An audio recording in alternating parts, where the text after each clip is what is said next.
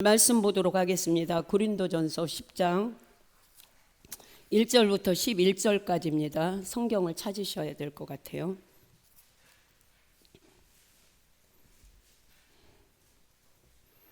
고린도전서 10장 1절부터 11절까지 같이 합독합니다.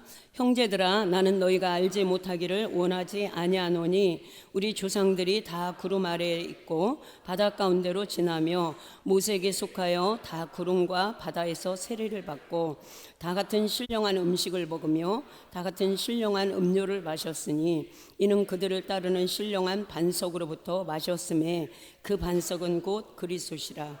그러나 그들의 다수를 하나님이 기뻐하지 아니하셨으므로 그들이 광야에서 멸망을 받았느니라.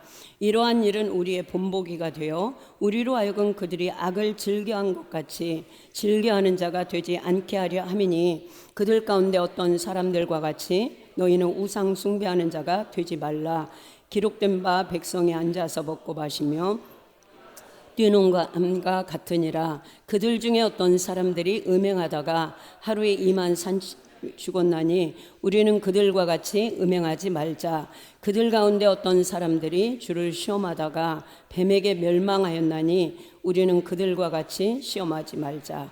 그들 가운데 어떤 사람들이 원망하다가 멸망시키는 자에게 멸망하였나니 너희는 그들과 같이 원망하지 말라. 그들에게 일어난 이런 일은 본보기가 되고 또한 말세를 만난 우리를 깨우치기 위하여 기록되었느니라. 아멘. 오늘 이제 말씀을 보면 6절과 11절에 똑같은 말씀이 나옵니다. 이스라엘 백성들이 광야에서 있었던 행했던 그 네 가지 대표적인 죄악을 통해서 그들의 모습이 우리에게 본보기가 된다고 말을 합니다. 그러면서 결론은 뭐냐면 그들처럼 너희는 하지 말아라, 이렇게 말을 하고 있어요. 오늘 이제 말씀의 제목은 광야 이스라엘 백성들의 실패를 반면교사로 삼으라입니다. 이스라엘 백성들이 하나님의 특별한 은혜로 이제 출애굽을 했습니다. 앞부분 보면 이게 이제 출애굽하는 과정, 홍해를 건너온 과정을 지금 이제 신약과 이제 연결시켜서 말씀을 하고 있습니다. 그러나 그들은 광야에서 여러 가지 죄를 범함으로 약속의 땅에 들어가지 못했습니다. 바울은 고린도 교회 성도들에게 광야에서 이스라엘 백성들이 넘어지고 실패했던 대표적인 죄악 4가지를 말하면서 그들의 실패를 고린도 교회 성도들이, 그리고 지금 모든 시대 우리 성도들에게 말씀하죠. 성도들이 반면교사로 삼으라고 말합니다. 반면교사의 뜻은 다른 사람의 부정적인 부정적인 행동을 보면서 자신이 반성하는 계기가 되어서 그 나쁜 행동이 스승이 된다는 의미입니다. 우리가 이제 성경을 가지고 설교를 할 때 어떤 때는 정말 믿음의 사람들을 통해서 너희도 이런 믿음의 사람이 되라, 어떤 기도하는 사람을 통해서 너희도 이렇게 기도해서 하나님의 은혜와 능력을 경험하라, 이렇게 말을 하잖아요. 근데 반대로 부정적으로 실패한 자들, 하나님을 대적한 자들, 불신앙적인 사람들을 통해서 너희는 이렇게 하지 말라고 이렇게 하잖아요. 그러니까 오늘은 이스라엘 백성들의 실패가 크게 이제 4가지로 나와요. 광야에서 대표적으로 행했던 거, 그것을 통해서 너희는 어떻게 살아야 되는지, 우리는 어떻게 살아야 되는지, 그것을 하나님께서 오늘 말씀하시기를 원합니다. 여러분, 광야 생활은 뭐냐면 우리의 신앙생활이라고 보셔야 돼요. 이스라엘 백성들이 애굽에 있을 때는 바로의 종이었잖아요. 이건 뭘 보여주냐면 영적으로 사단에게 매여있는 종된 상태를 보여줍니다. 거듭나기 이전에 우리가 마귀에게 속해 있는 상태가 애굽에 있는 상태예요. 그런데 이제 모세를 통해서 건져내죠. 10가지 재앙을 통해서 건져냅니다. 그리고 홍해를 건너오죠. 홍해를 건넌 것은 뭐냐면 우리가 세례를 받는 것을 의미합니다. 예수 그리스도의 이름을 통해서 십자가의 공로를 힘입어서 우리가 구원받은 백성이 되는 거예요. 그리고 나서 이제 광야 이제 생활이 되는데 보통 광야 훈련이라고 하거든요. 우리가 이제 거듭나고 또 하나님의 자녀가 되면 저절로 모든 일이 만사 형통이 아닙니다. 그래서 가끔 예전에 교회에서 이제 전도하면서 성도들이 어떤 얘기를 하냐면 이제 가끔 그런 사람이 있었어요. 전도를 하면서 이제 열심은 있죠. 그러니까 예수 믿어, 예수 믿으면 복 받아, 예수 믿으면 다 잘 돼, 예수 믿으면 병 고쳐져. 맞는 말이지만 그렇게 복음을 전하면 안 돼요. 중요한 거는 예수 그리스도의 십자가고, 그 십자가를 통해서 우리가 마귀에게 종된 삶에서 하나님의 자녀로 옮겨진 거고, 새 생명을 가진 거고, 우리가 하나님의 그 백성으로서 거룩한 삶을 살아야 되고 영원한 천국을 향해서 계속해서 승리하는 믿음 생활을 해야 되는 거예요. 무조건적인 마치 우상 숭배하는 사람들처럼 그렇게 말하면 안 된다는 거죠. 그래서 우리가 광야 훈련은 우리 신앙생활 거듭난 하나님의 백성들이 영원한 천국에 갈 때까지 신앙생활을 하면서 이 땅에서 겪는 모든 삶의 모습들을 보여주고 있다고 볼 수 있어요. 그래서 오늘 이제 깊은 곳에 외치라. 저는 그 찬양을 하는데 이렇게 하나님께서 감동을 주시더라고요. 우리의 속은 영혼이 있습니다. 우리의 영혼은 속 깊은 곳에 있죠. 우리는 보통 이제 몸을 가지고 있고 혼으로 이렇게 보통 교통을 합니다. 근데 이 영이 흘러나오기 위해서는 자아가 깨져야 돼요. 그는 몸을 말하는 게 아니라 우리의 지정의 그 혼을 말합니다. 거듭나기 이전에 주인 됐던 이 혼이 깨어져야만이, 그 반석이 예수님이 깨뜨려지고 십자가에서 죽으심으로 그분으로 인해서 우리가 생명을 얻었던 것처럼 우리의 겉사람이 깨어질 때 우리의 속에 있는 그 영혼과 함께 성령께서 역사하시는 거예요. 그래서 고난이 때로는 굉장한 축복입니다. 때로는 아니라. 고난 당할 때 육체는 굉장히 괴로운데요, 그 고난을 통해서 우리의 겉사람들이 깨어지고 부서져요. 무기력해집니다. 그러면 우리의 육체가 무기력해지면, 깨어지면 우리의 영혼이 강해지고 우리의 속사람이 흘러나오게 돼요. 여러분들이 다른 사람들을 만져주고 치유하기 위해서는 여러분이 겉사람이 단단해서는 절대 할 수 없어요. 성령께서 우리 안에 계시기 때문에 그 성령이 우리의 깨어진 그 혼을 통해서 흘러나와야 돼요. 이제 오늘 본문으로 들어갑니다. 광야 이스라엘 백성들의 실패를 통해서 우리가 반면 교사로 삼아야 할 것들은 무엇인가? 첫 번째는 우상 숭배를 하지 말아야 됩니다. 우상 숭배하지 말고 우리는 어떻게 해야 돼요? 하나님만을 섬겨야 합니다. 고린도전서 10장 7절입니다. 저희 중에 어떤 이들과 같이 너희는 우상 숭배하는 자가 되지 말라. 기록된 바 백성이 앉아서 먹고 마시며 일어나서 뛰논다 함과 같으니라. 아멘.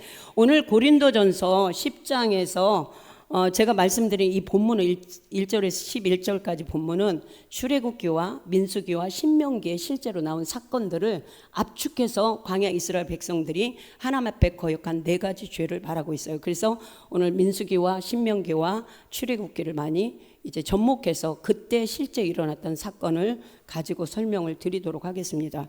여러분, 광야 이스라엘 백성들의 우상 숭배의 죄는 대표적으로 크게 2가지를 꼽을 수 있어요. 많지만 그건 뭐냐면 시내산 아래에서 행했던 금송아지 우상 숭배 사건이 있고요. 또 하나는 시딤의 부올에서 행한 우상 숭배입니다. 오늘 이제 우상 숭배하지 말고 하나님만을 섬기라는 본문에서는 시내산 아래에서 금송아지 우상 숭배를 했던 그 이야기를 관련해서 말씀을 드리도록 하겠습니다. 출애굽기 32장에 보면 이스라엘 백성들이 시내산 안에서 이제 머물고 있었어요. 그때 하나님께서 모세를 시내산 위로 부르십니다. 그때 이제 여호수아가 동행을 하죠.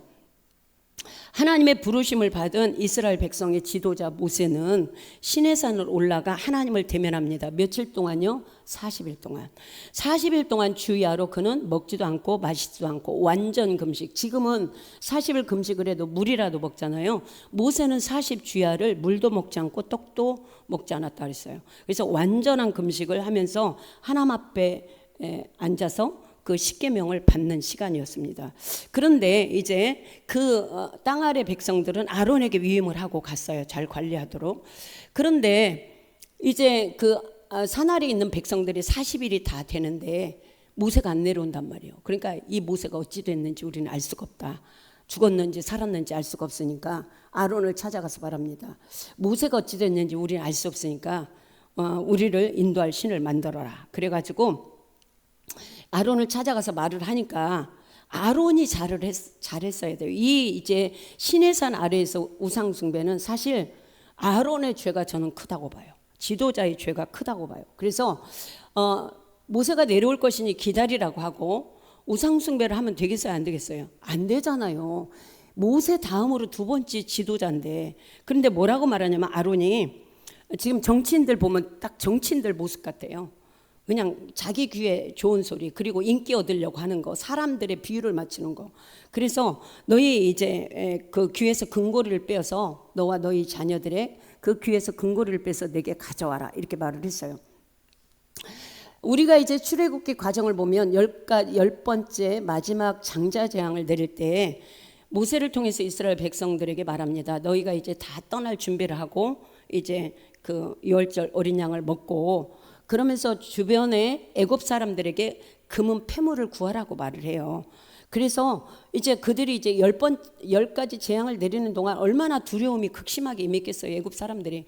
이 사람들이 빨리 나가기를 바라잖아요. 그러니까 원하는 대로, 요구하는 대로 다 줬어요. 그러니까 엄청난 금은 패물을 가지고 나왔단 말이에요. 왜 하나님께서는 이 광야 생활을 할 이스라엘 백성들에게 금은 패물을 가지고 나오게 했을까요? 나중에 성막을 짓는 데 사용하는 거예요.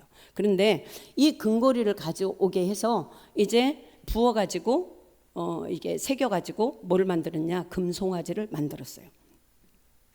그러니까 이스라엘 백성들이 아론이 만든 이 금송아지를 보고 뭐라고 말하냐면, 이스라엘아, 이는 너희를 애굽 땅에서 인도하여 낸 너희의 신이다, 이렇게 말을 했어요.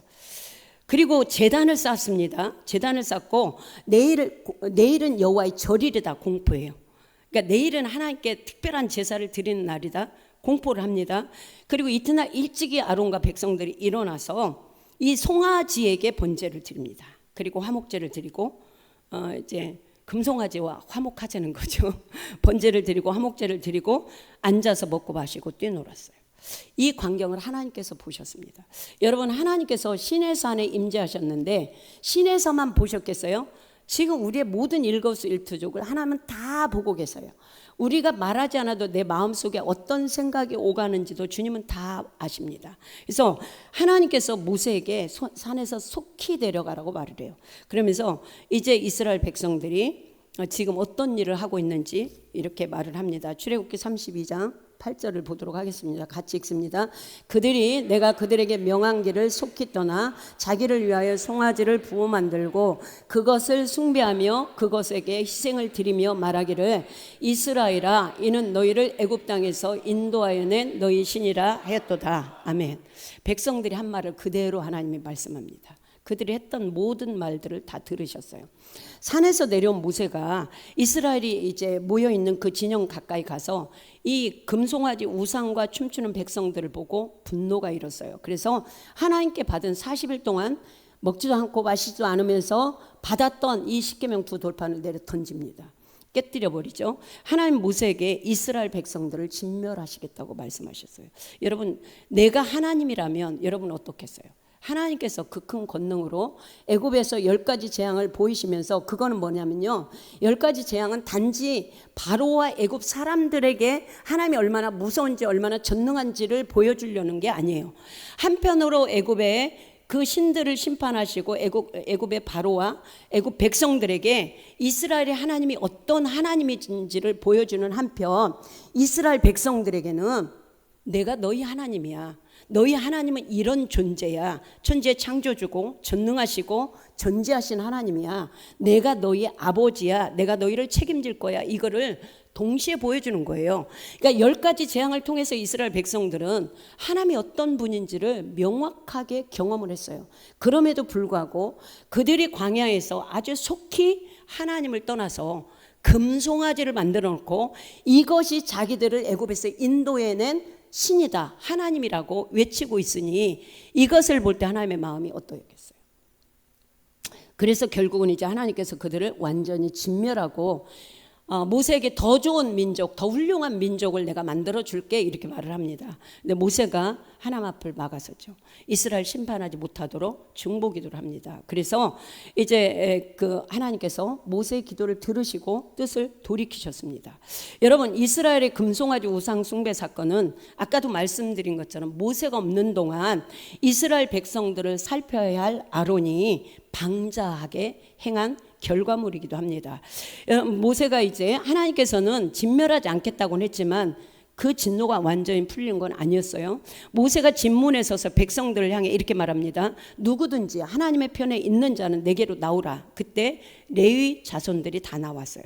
모세는 레위 자손에게 하나님께서 하신 말씀을 이렇게 전합니다. 너희는 각각 칼을 차고 진 이문에서 저 문까지 각 사람이 그 형제와 친구와 이웃을 죽이라. 왜냐하면 그 당시에 우상 숭배에 접하지 않은 사람은 딱 두 사람이에요. 모세를 따라갔던 여호수아예요. 그리고 모든 사람이 우상 숭배에 접촉했어요. 그렇기 때문에 형제, 자매, 부모 상관없이 우상 숭배한 자들을 다 진멸하도록 했습니다. 그러니까 내가 내 가족을 죽이는 거예요. 그때 이제 레위 자손들이 모세를 통해서 하신 하나님의 말씀대로 그대로 행했다고 그랬어요. 하나님의 말씀대로 행하였고 그날의 이스라엘 백성 중 3,000명 가량이 죽임을 당했다고 출애굽기 32장에 기록되어 있습니다. 하나님께서는 10계명 중 제1계명과 2계명에서 우상 숭배를 하지 말라고 명하셨습니다. 출애굽기 20장 3절에서 5절 읽도록 하겠습니다. 너는 나 외에는 다른 신들을 내게 두지 말라. 너를 위하여 새긴 우상을 만들지 말고 또 위로 하늘에 있는 것이나 아래로 땅에 있는 것이나 땅 아래 물속에 있는 것의 어떤 형상도 만들지 말며 그것들에게 절하지 말며 그것들을 섬기지 말라. 나 여호와 너희 하나님은 질투하는 하나님인즉 나를 미워하는 자의 죄를 갚되 아비로부터 아들에게로 3, 4대까지 이르게 하거니와. 아멘. 우상 숭배가 무엇일까요? 이 출애굽기 20장 3절에서 5절을 딱 정리해서 보면 우상 숭배는 무엇인지 정확하게 요약이 됩니다. 첫 번째는 하나님이 아닌 다른 신을 섬기는 것이 우상 숭배입니다. 그것이 마호멧이 됐던 부처가 됐던 어떤 것이 됐던 하나님 위에 다른 것을 숭배하는 것은 우상 숭배예요.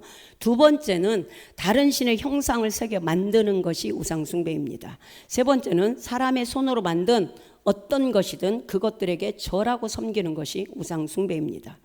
또한 하나님보다 우리가 신약 시대에는 더 확장됩니다. 의미가 하나님보다 더 사랑하고 하나님보다 더 우선순위에 두는 모든 것은 우상 숭배이고 영적인 간음입니다. 하나님의 자리, 하나님이 마땅히 받아야 할 그 영광의 자리, 존귀의 자리, 높임의 자리에 그 어떤 것보다 더 내가 소중히 여기는 것이 있다면 그것은 우상 숭배고 영적 간음이라는 거죠. 어떤 사람은 가족이 우상입니다. 가족을 사랑하는 것 중요합니다. 그것은 천륜이에요. 성경에서도 내 부모를 공경하라고 했고 형제를 사랑하라고 했습니다. 그러나 부모 때문에 형제 때문에 내가 하나님의 말씀에 순종하지 못한다면 그것은 순종해서는 안 되는 거예요. 그런데 그럼에도 불구하고 부모 때문에 형제나 아내나 남편 때문에 하나님의 말씀을 어기고 우선순위가 어긋난다면 그것은 우상숭배입니다. 남편이 우상이고 아내가 우상이고 부모나 자식이 우상인 사람이 꽤 많죠. 또 자기 육체가 우상인 사람도 있습니다. 요즘 동성애하는 자들은 다른 성을 따라가는 자들은 다 자기를 사랑하는 거예요. 자기 육체를 사랑하는 거예요. 그건 우상숭배예요. 간음일 뿐만 아니라 우상숭배입니다. 또 자신을 너무 사랑해서 또 조금만 피곤하고 아프면 어때요? 예배도 봉사도 다 내려놓는 거 그거 자기 사랑이에요. 그것도 우상 숭배입니다. 어떤 사람은 돈이 우상 숭배죠. 여러분 이 많은 다양한 우상 숭배들이 있습니다. 여러분 세상과 세상에 속한 것들, 세상적인 가치관, 문화들 이런 것들을 따라가는 것도 우상 숭배입니다. 여러분 야고보서 4장 4절을 읽어보도록 하겠습니다. 가늠한 여인들아 세상과 벗된 것이 하나님과 원수됨을 알지 못하느냐. 그런즉 누구든지 세상과 벗이 되고자 하는 자는 스스로 하나님과 원수되는 것이니라. 아멘. 세상을 사랑하고 세상을 따라가고 세상의 문화와 가치관들을 따라가는 거 그 영적 간음이라는 거죠.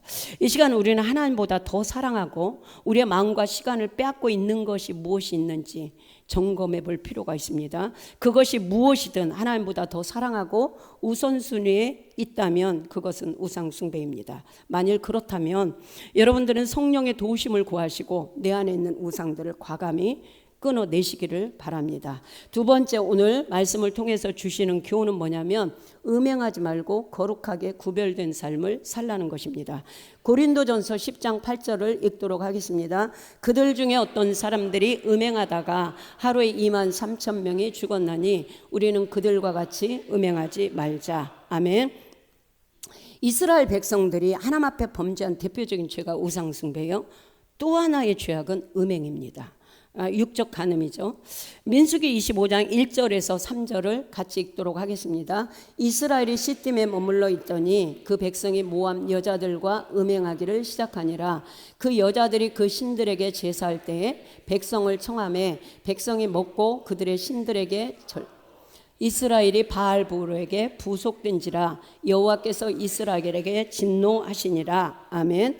모압 사람들은 가나안의 신들 중 최고의 신이라고 여기는 바알을 숭배했습니다. 그러니까 여러 신들, 잡신들을 섬겼지만 그들이 가장 첫 번째로 중요하게 여기고 섬겼던 신이 바알 신입니다. 바알은 주인이라는 뜻이에요. 그러니까 바알을 섬긴다는 것은 뭐냐면 당신이 바알, 당신이 내 주인입니다 이 뜻이에요. 우리의 주인은 누구십니까? 오직 하나님 한 분입니다. 근데 바알을 섬긴다는 것은 하나님 대신에 바알을 하나님 자리에 놓는 거죠.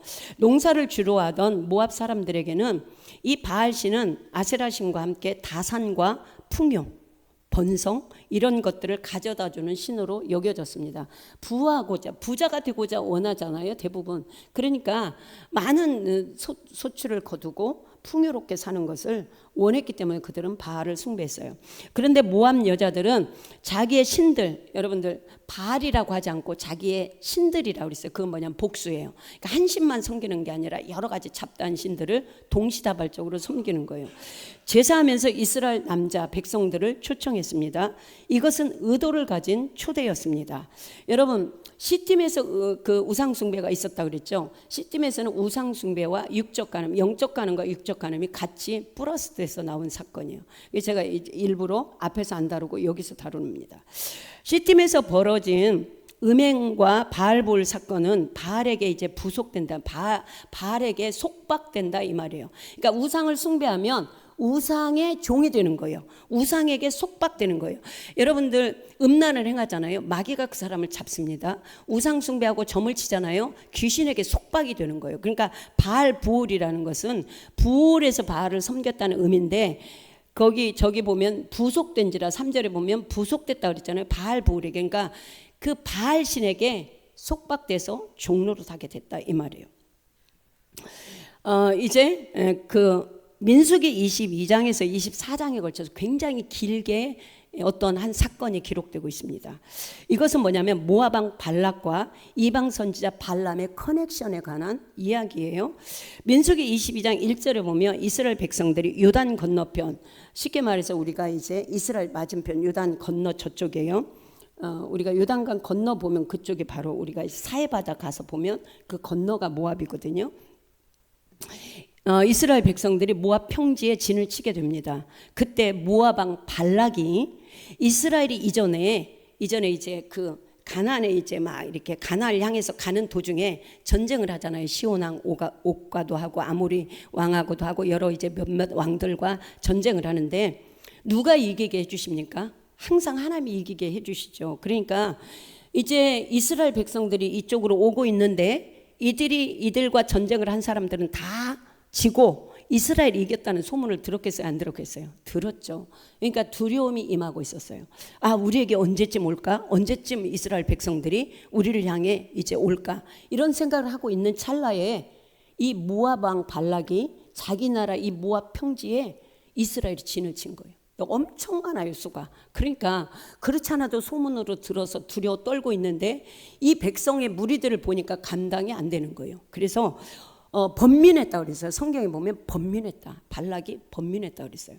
그래서 이제 고민하다가 꾀를 냅니다. 그게 뭐냐면 그 당시에 발람이 유명했나 봐요. 발람 선지자라고 말을 하고 있지만 선지자라는 그런 호칭을 쓰지만 하나님의 선지자가 아니에요. 이방 선지자예요. 발람 선지자가 누군가에게 복을 빌면 그 복이 임하고 저주를 하면 저주를 임한다는 믿음을 갖고 있었어요. 이 발락이. 그래서 발람 선지자에게 귀족들을 보냅니다. 그러니까 높은 사람들을 보내서 이제 은금 패물을 이제 보내고 조공을 보내고 와서 우리를 축복하고 저 이스라엘 좀 저주를 해라 이렇게 했어요. 그래서 이제 발람 선지자가 보니까 이게 높은 고관들이 와가지고 예의를 갖추고 자기를 막 이렇게 하늘처럼 받들죠. 많은 은금 패물을 보내죠. 기분이 우쭐했어요. 그래서 따라왔습니다. 그래서 이제 제단을 쌓고 가서 이제 딱 저주를 하려고 하는데 하나님께서 나타나셨어요. 그래서 하지 못하도록 합니다. 발람 선지자에게 이제 사신을 보내 와서 우리를 위하여 이스라엘 백성들을 저주하라고 했지만 밤에 하나님께서 발람 선지자에게 나타나셔서 뭐라고 말씀하냐면 너는 그들과 함께 가지도 말고 그 백성을 저주하지도 말라. 여기서 그 백성은 누구예요? 이스라엘 백성. 그들은 복을 받은 자들이다 이래요. 그들은 내 백성이야. 내가 복을 준 백성이고 앞으로도 복을 줄 백성이야. 그러니까 너 저주해도 아무 소용없어. 그러니까 헛수고하지 말고 저주하지 마. 이렇게 말을 했어요. 발람 선지자는 이제 다음날 아침 발락이 보낸 이제 귀족들에게 내가 갈 수가 없다. 여호와께서 내가 너희와 함께 가기를 허락하지 않았어. 그리고 이제 돌려보냅니다. 그런데 발락이 생각할 때는 이제 정말 자기가 이 발람을 불러다가 이스라엘만 저주한 문제가 끝날 줄 알았는데 문제가 쉽지가 않아요. 하나님 못하겠다고 안 하겠다는 거예요. 그러니까 포기를 해야겠어요? 포기를 할 수가 없는 거예요. 발락 입장에서는. 그래서 더 높은 고관들을 더 많은 그 은금 폐물을 가져다가 발람에게 이제 주면서 오늘 다시 이제 저주를 해달라고 했어요. 이렇게 2번씩이나 총 3번을 보냈습니다. 근데 하나님께서 발람을 강권적으로 막으셨어요. 하나님께서는 이스라엘을 저주하게 하라는 발락의 계략도 수포로 돌아가게 하시고 이제 그 많은 은금 복채를 이제 가지고 자기의 목적을 이루려고 했던 발람의 입까지 완전히 주장해서 발락의 계획도 수포로 돌아가고 발람의 꿍꿍이도 완전히 백지 수표가 되게 하신 거예요. 그래서 결국은 이제 하나님께서 강권적으로 입을 주장하셔서 저주를 못하게 하실 뿐만 아니라 오히려 이스라엘을 축복하게 합니다. 그래서 쭉 예언이 나오잖아요. 민수기 23장과 24장에 보면 이제 쭉 이스라엘의 그 진을 치고 있는 모습을 보면서 성령의 감동을 따라 강권적으로 그가 예언을 하게 됩니다. 그런데 엄청난 복제를 포기하기가 억울했겠죠. 발람 입장에서는. 그래서 발락 왕에게 나름의 꾀를 제안을 합니다. 그러니까 발락은 발락대로 자기가 살아남아야 되는데 살아남을 수가 없게 되고 발람은 이 물질이 너무 계속 생각이 나는 거예요. 그래서 발락에게 은밀한 꾀를 제안해요. 거기에 어떤 꾀를 제안했다고 나오지 않는데 그 뒷부분을 보면 그 거래가 있었다는 것을 말해주고 있어요. 그건 뭐냐면 이스라엘 백성들이 지금 머물고 있잖아요. 시딤에 이제 그 모압 평지에 있는데 그때는 시딤에 있었어요. 시딤에 머물고 있는 동안 모압 여자들로 하여금 이 모압 여자들이 일반 여자가 아니라요. 그 바알을 숭배하는 그 신전의 창기들이에요. 그 이방신들은 대부분 창기들을 두어서 이게 제사로 온 남자들하고 이 그 제사 의식 중에 그 간음을 하게 돼 있습니다. 그래서 이 여자들을 통해서 이스라엘 남자들을 유혹해 가지고 초청을 해서 그들과 함께 먹고 음행을 하고 바알을 섬기도록 바알에게 제사하도록 절하도록 그렇게 꾀를 줬습니다. 그 결국은 이제 발람이 준 계략대로 결국은 이스라엘 남자들이 말려들게 돼요. 말려들게 되고 그리고 이제 그들이 가게 돼서 그 여자들이 그 이제 초청한 자리에 가게 되고 그 바알에게 그 올렸던 그 음식들을 먹게 되고 여러분 우리가 다니엘서를 보면 그 음식을 먹으면 안 되잖아요. 우상에게 드려진 음식을 먹고 그리고 그 여자들과 간음을 하고 그 다음에 바알에게 절을 했습니다. 이 엄청난 일이 이제 여기 시딤에서 벌어지게 됩니다. 하나님께서는 이 일로 이스라엘에게 진노하셨고 모세에게 백성의 수령들 지도자들을 붙잡아다가 태양을 향해 여호와 앞에 목매어 달아서 죽게 하도록 했어요. 이게 이제 민수기 25장에 나옵니다. 그리고 이제 또 일반 백성들은 이제 연병으로 쳤어요. 그 중간에 또 이제 그 고스비 사건이 있는데 그건 생략하고요. 어쨌든 연병으로 죽은 사람은 24,000명이고 또 백성의 수령들은 다 목매에 달아서 죽겠어요. 여러분 죄를 질 때 성경에 보면요. 직위가 높을수록 책임이 많은 지도자일수록 더 엄하게 다루시는 걸 알아야 돼요. 우리가 다단 고라와 고라 일당의 그 범죄를 볼 때도 땅이 갈라서 죽게 하고 불에 태우고 뭐 이렇게 하는데 강도가 다르다는 걸 아셔야 돼요. 어쨌든 이제 민수기 25장 4절과 9절을 읽도록 하겠습니다. 여호와께서 모세에게 이르시되 백성의 두령들을 잡아 태양을 향하여 여호와 앞에 목매어 달라. 그리하면 여호와의 진노가 이스라엘에게서 떠나리라. 그 연병으로 죽은 자가 24,000명이었더라. 아멘. 이스라엘 시딤에서 모압 여인들과 음행하고 그들이 섬기는 우상에게 절한 사건은 10계명 중에 2계명을 범한 것이고 또 음행 7계명을 범한 것입니다. 또한 이 사건을 통해 우리는 육적 음란과 영적 음란이 굉장히 동전의 양면처럼 짝을 이루고 있다는 것을 아셔야 돼요. 출애굽기 20장 4절에서 5절을 읽도록 하겠습니다. 너를 위하여 새긴 우상을 만들지 말고 또 위로 하늘에 있는 것이나 아래로 땅에 있는 것이나 땅 아래 물속에 있는 것에 아무 형상이든지 만들지 말며 그것들에게 절하지 말며 그것들을 섬기지 말라. 또 출애굽기 20장 14절 읽습니다. 간음하지 말라. 여러분, 육적 음란과 영적 음란이 굉장히 밀접하게 관련돼 있다는 걸 아시고 우리가 간음을 하게 되면 이미 특별히 음란의 영에 사로잡힙니다. 그러면 이제 또 다른 많은 죄들과 연루가 되게 되고요. 우리가 이제 종교다원주의나 우상을 숭배하고 점을 치고 구슬하고 이런 것을 하잖아요. 그럼 귀신에게 속박되는 거예요. 그 다음에 여러 가지 귀신이 주는 건 뭐예요? 우리가 죽이고 멸망시키고 도둑질하기 위해서 귀신이 왔다 그랬어요. 마귀는 도둑이라고 표현하죠. 그래서 우리의 모든 인생을 망가뜨리는 게 사단의 목적이에요. 그래서 어떤 것이든 한번 문을 열어주기 시작하면 완전히 속박돼서 점점 더 심각해지는 상황으로 들어가게 됩니다. 여러분, 솔로몬은 다윗을 위해서 왕위에 처음 오를 때 굉장히 하나님을 사랑했습니다. 그리고 아버지 다윗의 법도를 따랐어요. 그건 무슨 말씀이냐면 다윗이 하나님의 말씀을 따라 살아간 것처럼 솔로몬도 하나님의 말씀, 그 법도, 율법을 따라서 살았다고 말합니다. 그리고 그는 하나님의 성전을 봉헌했던 사람이에요. 물론 다윗이 하고 싶었지만 하나님께서 그가 피를 많이 흘렸기 때문에 그는 할 수 없고 네 아들 솔로몬을 통해서 지켜하라고 하셨어요. 어쨌든 하나님이 선택하셔서 솔로몬은 특별히 하나님의 성전을 봉헌하는 그런 축복을 받았어요. 그런데 솔로몬이 왕이 되고 점점 이제 나라가 번성하고 또 영토가 확장되면서 이제 정치적인 목적으로 인해서 이방의 여인들을 처첩으로 드리게 됩니다. 1,000명이나 됐죠. 그래서 이제 결국은 이제 이방 여인들과 결혼하기 시작하는데 뭐가 문제냐면 일부 다처제도 문제지만요. 더 심각한 것은 이방 여자들은 다 우상을 숭배하는 여자들이에요. 근데 그 여자들이 올 때 못만 왔겠어요? 우상을 다 자기들이 섬기는 우상을 가지고 왔어요. 그래서 나중에 성경에 보면 뭐라고 말합니까? 여호와의 성전 뜰에 그 여인들이 가져온 우상의 신전들을 가득히 세웠다고 그랬어요. 여러분, 성전을 세운 사람이 어떻게 우상의 신전을 그것도 성전 마당 뜰에 세웁니까? 여러분, 이건 뭘 말하냐면 우린 심령 성전이잖아요. 우리 안에 성령이 와 계시고 거듭난 자 안에는 우리는 성전이야. 하나님의 성전이라고 그랬어요. 그런데 성전된 우리가 다른 우상을 섬겨. 그게 말이 돼요? 안 돼요? 안 되는 거예요. 솔로몬은 하나님보다 처첩들을 더 사랑하게 됐고 자기 육신을 더 사랑하게 됐고 육신의 쾌락을 쫓아갔습니다. 정치적인 목적이지만 육체적인 쾌락도 거기에 반드시 포함되는 거예요. 우상 숭배를 하는 영적 간음과 육적 간음을 동시에 했습니다. 비참한 인생이죠.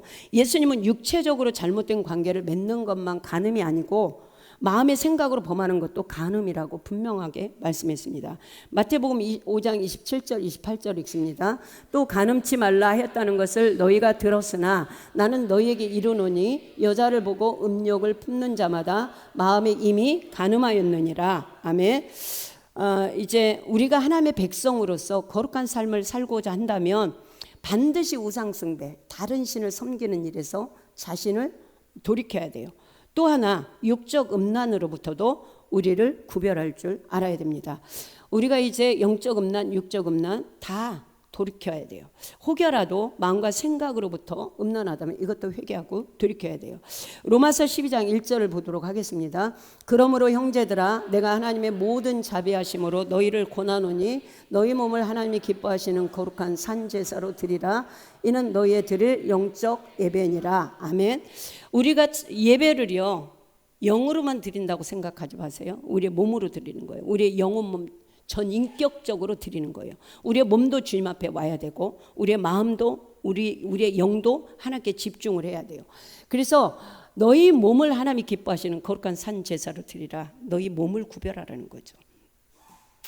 세 번째, 이스라엘 백성들 광야에서 범죄한 것을 통해서 우리에게 주시는 세 번째 교훈은 하나님을 시험하지 말고 온전히 신뢰하라는 것입니다. 고린도전서 10장 9절을 읽습니다. 그들 가운데 어떤 사람들이 주를 시험하다가 뱀에게 멸망하였나니 우리는 그들과 같이 시험하지 말자. 아멘. 광야 이스라엘 백성들의 실패를 통해 우리가 받을 수 있는 또 하나의 교훈은 하나님을 시험하지 말고 온전하게 하나님을 신뢰해야 한다는 것입니다. 하나님께서 이스라엘 백성들을 위해 행하신 일들을 알면 하나님을 신뢰하지 않을 수가 없는 것이죠. 하나님은 이스라엘 백성들에게 어떤 하나님이셨을까요? 몇 가지로 살펴보면 하나님은 이스라엘 백성들의 구원자 있습니다. 성경에 많이죠. 오늘 이제 4가지만 같이 읽도록 하겠습니다. 나는 너를 애굽 땅 종되었던 집에서 인도하여 낸 너희 하나님 여호와로다. 나는 너를 애굽 땅에서 종되었던 집에서 인도하여 낸 너희 하나님 여호와로다. 너는 조심하여 너를 애굽 땅 종되었던 집에서 인도하여 내신 여호와를 잊지 말고 너는 애굽 땅에서 종되었던 것과 내 하나님 여호와께서 너를 속량하셨음을 기억하라. 아멘. 계속해서 어떤 말씀을 하시냐면 하나님은 나는 너를 애굽 땅 종되었던 집에서 구원해낸 네 하나님이야 이게 말을 해요. 그러니까 아까 이제 10가지 재앙을 통해서 구원했다 그랬죠. 우리도 마찬가지예요. 예수 그리스도의 십자가 공로를 통해서 마귀에게 속한 마귀의 종이었던 그 존재에서 하나님의 백성으로 삼아 주신 거예요. 두 번째, 하나님은 이스라엘 백성들의 인도자였습니다. 성경을 같이 읽도록 하겠습니다. 광야에서도 너희가 당하였거니와 사람이 자기 아들을 안는 것 같이 너희 하나님 여호와께서 너희가 걸어온 길에서 너희를 안으사 이곳까지 이르게 하셨느니라 하나 이 일에 너희가 너희 하나님 여호와를 믿지 아니하였도다. 그는 너희보다 먼저 그 길을 가시며 장막 칠 곳을 찾으시고 밤에는 불로 낮에는 구름으로 너희가 갈 길을 지시하신 자이니라. 아멘.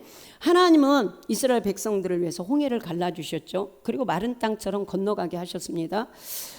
또한 하나님은 이스라엘 백성들보다 3일 길이나 앞서 행하시면서 그들이 쉴 곳을 찾았다고 그랬어요. 그러니까 그들이 쉴 만한 곳, 그들이 장막을 치고 머물 수 있는 곳을 먼저 3일 길을 앞서서 행하셨어요. 저는 이사 가는 사람들을 위해 이 기도를 많이 하고요. 저 이사 갈 때 이 기도를 많이 합니다. 근데 정말 하나님께서 이사할 때마다 은혜를 많이 주시는 것 같아요.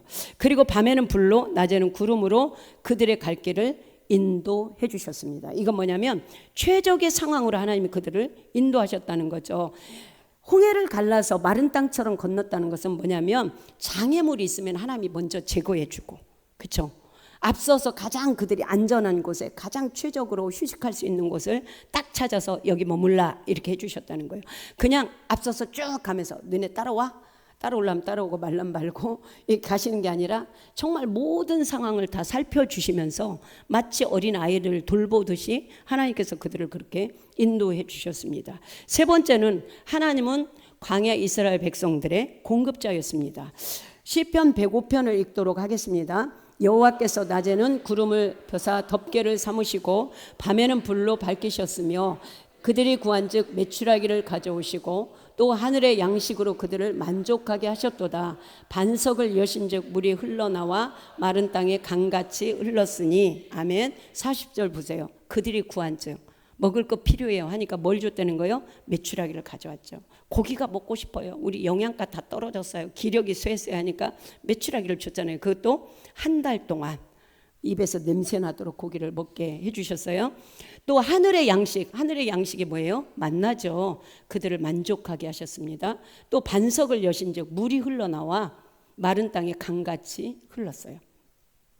여러분, 이 모든 것들은 어때요? 하나님께서 그들의 모든 필요를 채워주셨다는 거죠. 심지어 발이 부르트지 않게 하시고 옷이 헤어지지 않게 하시고 모든 광야 생활에 적합하도록 모든 것들을 자동 시스템처럼 하나님이 알아서 다 해주셨어요. 그렇게 하나님께서는 그들의 모든 필요를 채워주셨습니다. 또 네 번째, 하나님은 이스라엘 백성들에게 바뀌었어요. 순서가. 아까 제가 공급자를 했는데 제가 오늘 이제 컴퓨터 하는데 계속 PPT가 오류가 나고 막 했는데 나라가 와서 전부 다 잡아줬거든요. 네, 저기 받겠네. 민수기 14장 14절을 읽도록 하겠습니다. 주 여호와께서 이 백성 중에 계심을 그들도 들었으니 곧 주 여호와께서 대면하여 보이시며 주의 구름이 그들 위에 섰으며 주께서 낮에는 구름 기둥 가운데서 밤에는 불 기둥 가운데서 그들 앞에 행하시는 것이니라. 아멘. 여러분, 불기둥과 구름기둥은요 양면적인 의미가 있습니다. 첫째는 아까 말했듯이 인도하는 역할을 했어요. 그러니까 머물러 있을 때 구름이 그 위에 뜨잖아요. 이제 그 불기둥이든 밤에는 이제 추우니까 사막이니까 불이 임하고 낮에는 이제 구름이 있단 말이에요. 딱 머물러 있어요. 텐트 위에. 그러면 이제 멈추는 거예요. 근데 이제 출발하면 구름이 먼저 딱 떠서 이동을 합니다. 이건 뭐냐면 구름은 인도하는 표시예요. 그렇잖아요. 그런데 또 하나는 뭐냐면 보호하는 기능이에요. 그래서 양면적이 있습니다. 여러분, 낮에는 엄청 덥잖아요. 엄청 더운데 불기둥 줘보세요. 꼬실라도 죽죠. 근데 낮에는 구름 기둥으로 딱 덮어주시고 서늘하게.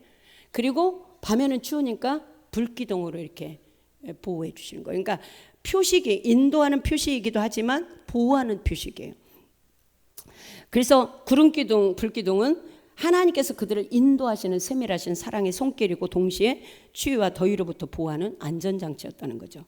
그런데 이스라엘 백성들은 그들의 구원자가 되시고 보호자가 되시고 공급자가 되시고 인도자가 되시는 하나님을 신뢰하지 못했어요. 그래서 시시때때로 하나님을 시험했습니다. 하나님이 정말 우리 중에 계신가 안 계신가 이렇게. 하나님께서는 이제 물론 가끔 이제 우리도 불평할 때가 있잖아요. 막 이제 하나님께 이제 막 따지듯이 가끔 하는 것은 용서가 되는데 매번 그렇게 하면 혼납니다. 그래서 하나님은 필요하면 하나님 뭐가 필요해요. 예를 들어 만나 먹고 싶어요. 만나 주시잖아요. 불평한단 말이에요. 이스라엘 백성들 특별히 물로 이제 범죄했잖아요. 그래서 모세가 가나안에 못 들어간 것도 물 때문이잖아요. 그러니까 물이 필요해. 그러니까 물이 없으니까 반석에서 이제 그 바위를 쳐가지고 그 지팡이로 물을 내서 마시겠어요. 여러분 생각을 해봐서 바위에서 얼마나 깊은 물이 터져 나와야 그 200만, 300만이 되는 사람들이 먹을까요?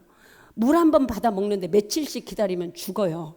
근데 정말 그 모든 필요를 채울 만큼 그 바위에서 강력하게 물이 뿜어져 났다는 거 상상이 되세요? 전 그걸 생각하면 너무 신기한 것 같아요. 근데 그들은 의심했어요. 그래서 또 이제 쓴물이 있으면 또 쓴물. 그러면 마라에 갔을 때 물이 썼잖아요. 그러니까 그 이제 나무 가지 던지라 그랬어요. 예수님 보여주는 거잖아요. 그래서 이제 물이 달게 됐잖아요. 그러니까 이런 많은 상황들을 보면서 어떻게 써야 돼요? 이제 물이 없으면 하나님 전에 물 주셨잖아요. 그러니까 물 주세요. 그러면 주시는 거예요. 물이 써요. 달게 해주세요 하면 달게 해주시는 거예요. 근데 그렇게 안 하고 항상 불평하고 원망하고 하나님이 정말 살아계셔? 하나님 정말 우리 하나님 맞아? 이런 식이었단 말이에요. 그러니까 하나님께서 그들에게 이제 진노하신 거예요. 하나님을 시험하시니까. 하나님께서 이스라엘 각 지파에서 족장된 자 한 사람씩 12명을 뽑아서 가나안을 40일 동안 정탐하고 오도록 하죠. 이제 40일 동안 정탐하고 온 이제 사람들이 보고를 합니다. 첫 번째 보고한 사람이 그 땅 거민은 강하고 성읍은 견고하고 심이 클 뿐 아니라 거기서 안악 자손을 보았습니다. 이렇게 말을 해요. 그러니까 처음에 과일을 보여줬어요. 이게 우리가 그 땅에서 가져온 실과입니다. 굉장히 땅이 좋습니다. 거기까지는 좋아요. 그 다음에 하지 말아야 할 말을 한 거예요.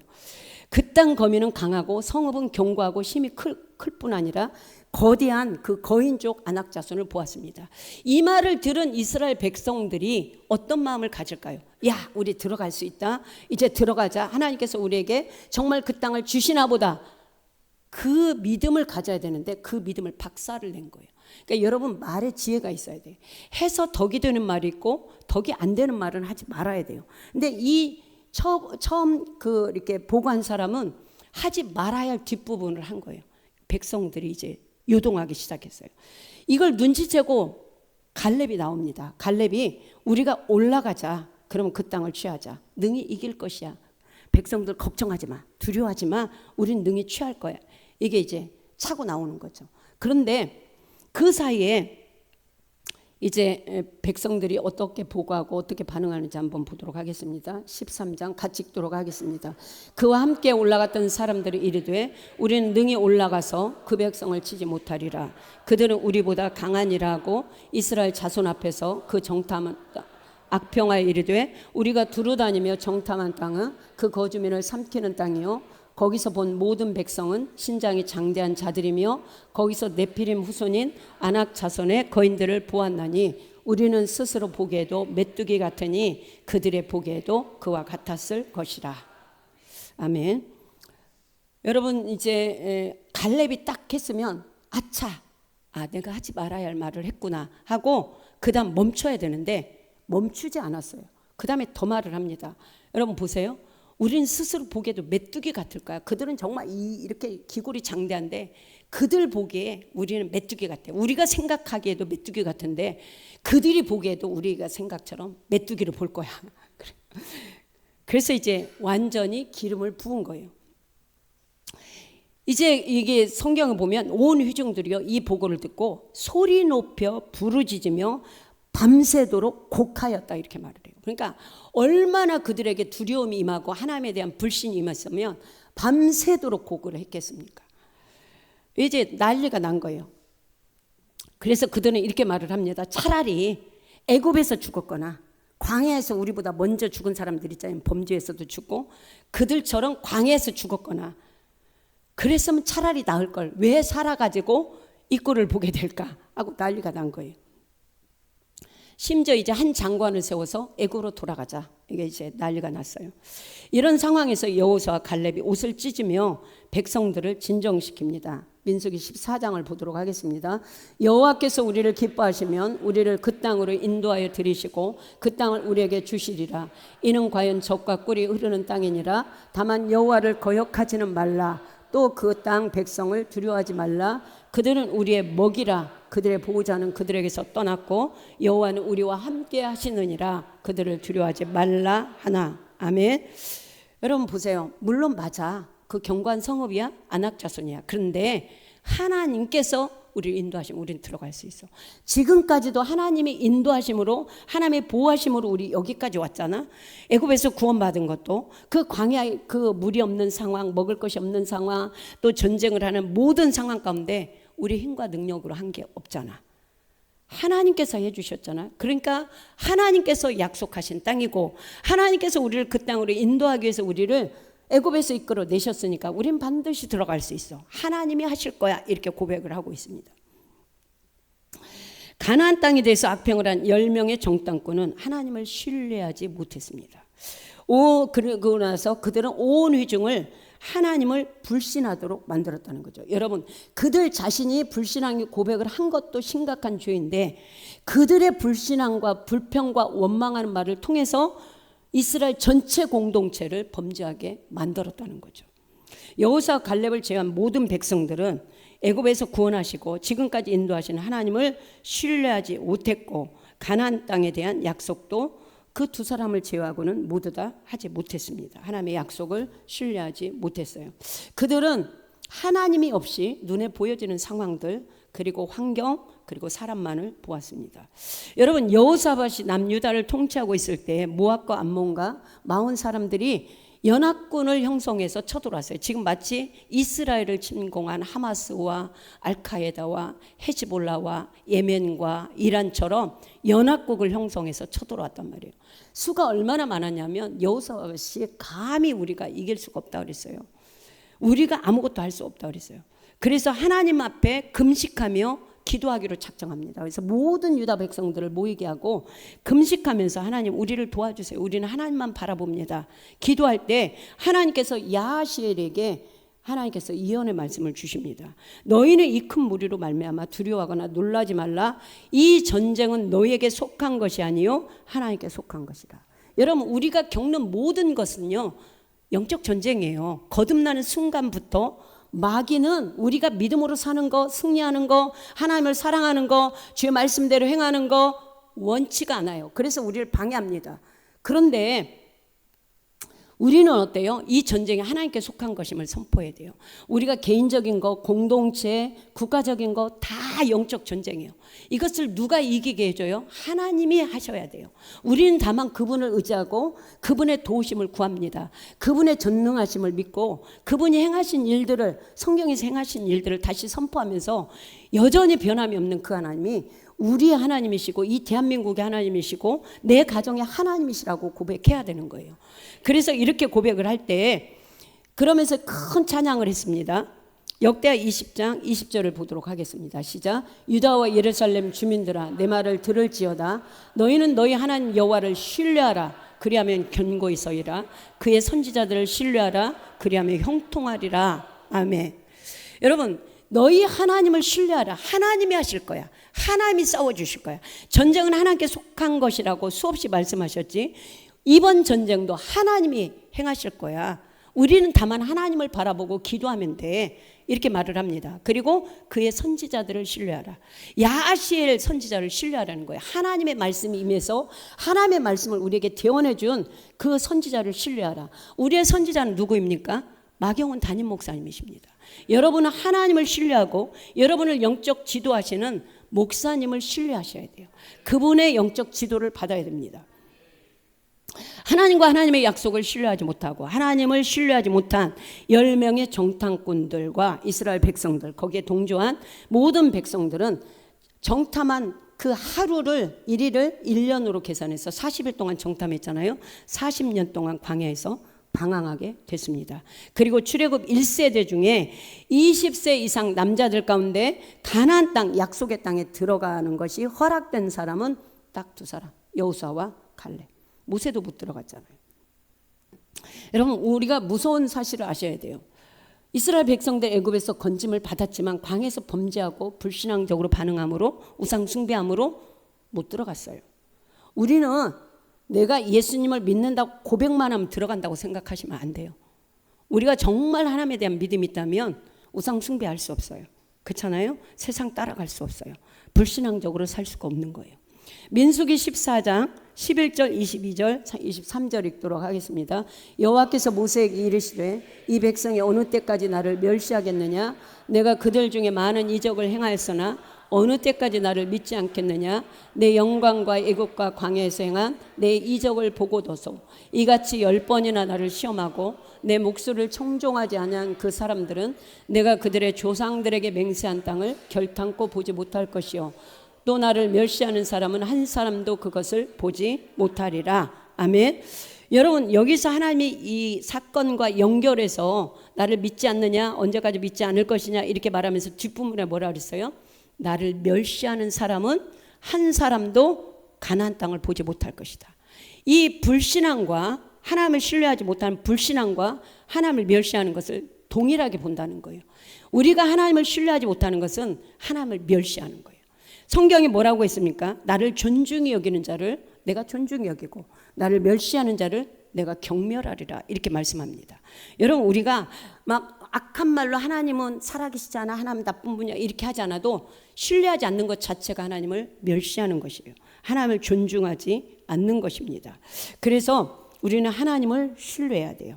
우리는 광야 이스라엘 백성들처럼 하나님을 불신하고 하나님을 멸시하는 자가 되지 말고 온전히 하나님을 신뢰하는 믿음의 사람이 되어서 하나님을 기쁘시게 하는 자가 되어야 할 것입니다. 마지막 4번째, 오늘 광야 이스라엘 백성들의 그 실패와 넘어짐을 통해서 우리에게 주시는 교훈은 4번째, 원망하지 말고 하나님께서 베푸신 은혜를 기억하고 감사하는 자가 되려는 거죠.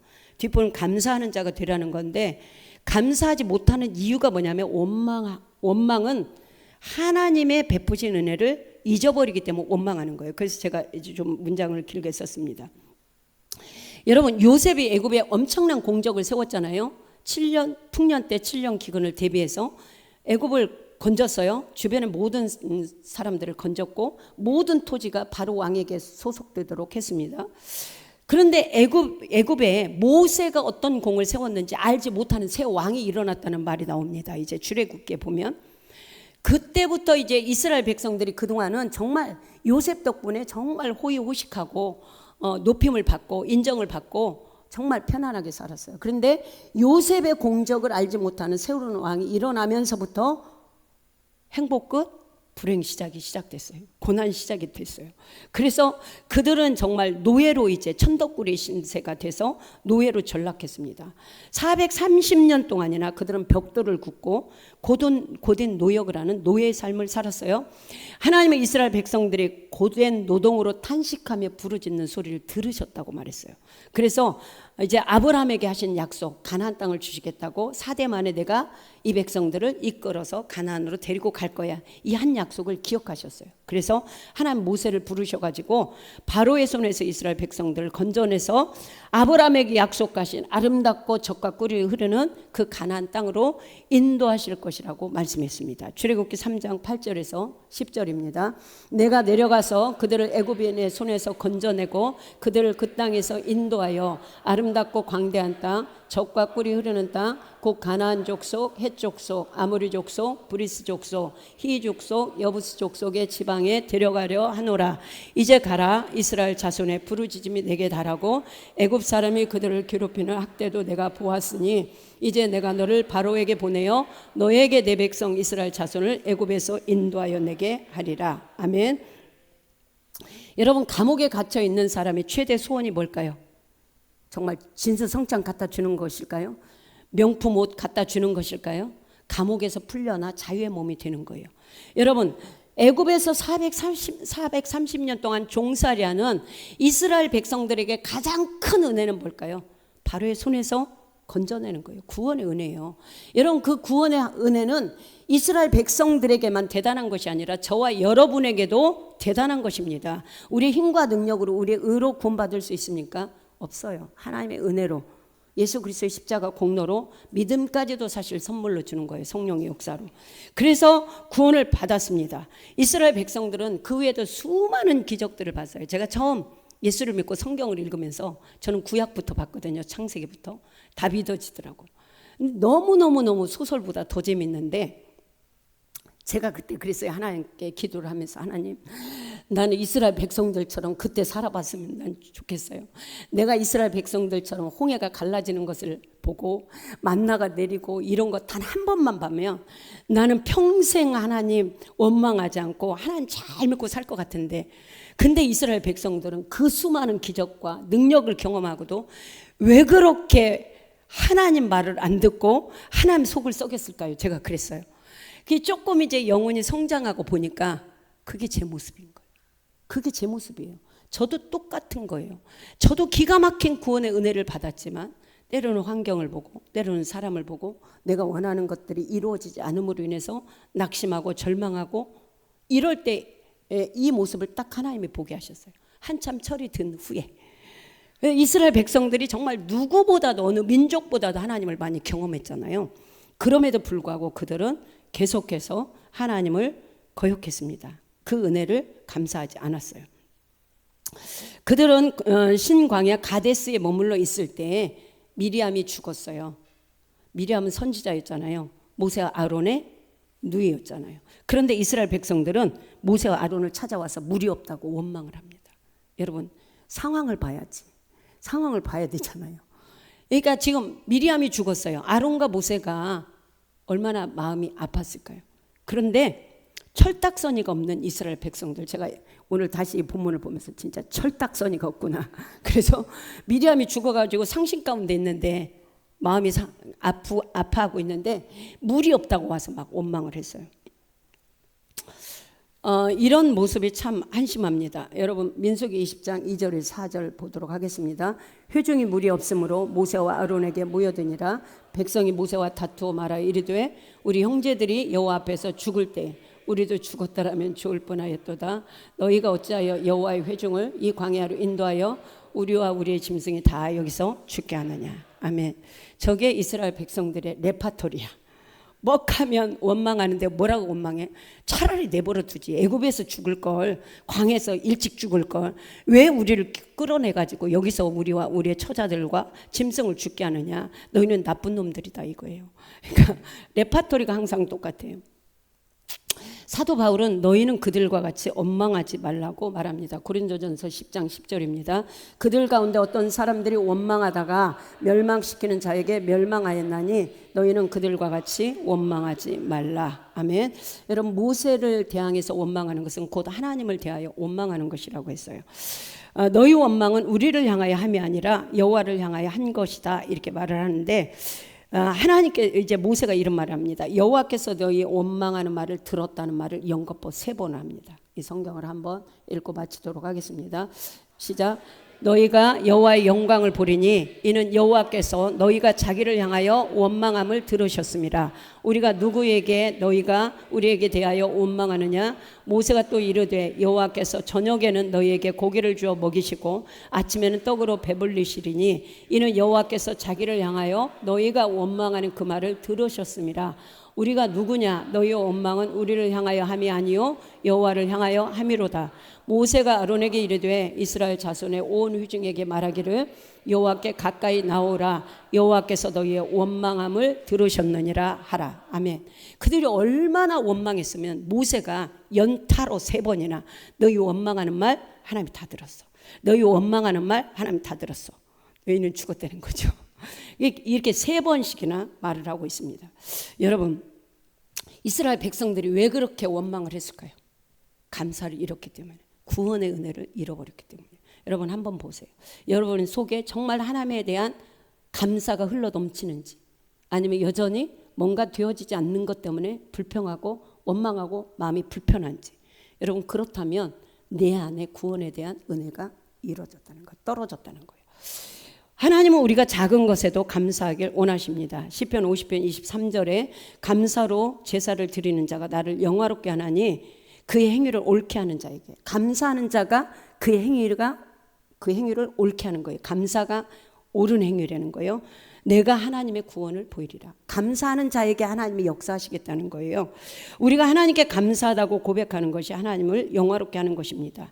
또한 하나님은 감사로 영화롭게 하는 사람들을 모든 문제와 상황 가운데서 구원해 주신다고 약속하셨습니다. 찰스 스펄전 목사님은 촛불을 주신 은혜에 감사하면 별빛을 주시고, 별빛에 감사하면 달빛을 주시고, 달빛에 감사하면 햇빛을 주시고, 햇빛에 감사하면 햇빛이 필요 없는 하나님의 빛이 비치는 천국으로 인도하신다, 이런 말을 했습니다.